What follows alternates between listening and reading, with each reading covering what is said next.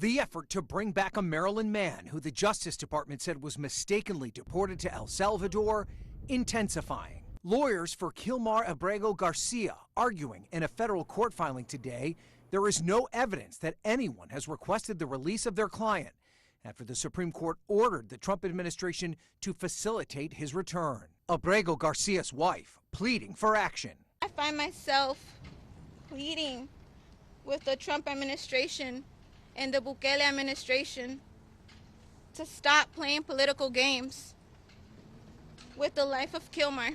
Monday, the president of El Salvador said this in the Oval Office. How can I smuggle a terrorist into the United States? I don't have the power to return him to the United States. The White House now maintains Abrego Garcia was not mistakenly deported, insisting he is a member of the MS-13 gang, contrary to a district court judge's finding. Which is the evidence presented doesn't show or doesn't lead one to believe that conclusion. Maryland Democrat Senator Chris Van Hollen has asked to meet with El Salvador's president. I don't think he wants to essentially be the president who's kidnapped a United States citizen. Today, President Trump once again repeated his goal to send the most violent American convicts to prisons outside the U.S.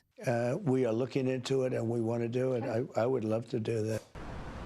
At the same time, the Trump administration is putting increasing pressure on the nation's top universities to conform to its ideological goals. At least one institution is fighting back. The White House is freezing $2 billion in federal funds from Harvard University. The school's president refused to bow to White House demands to end its diversity programs, monitor foreign students' political expressions, and make leadership changes. The president now suggesting Harvard should lose its tax-exempt status. To threaten people with loss of funding or other types of coercive measures from the government to get them to change what they're saying violates the First Amendment of the United States. It's plain and simple. And two groups representing Harvard believe the federal courts will agree with that sentiment.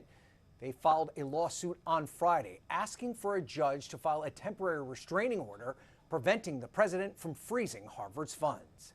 Ryan Nobles, NBC News, Washington.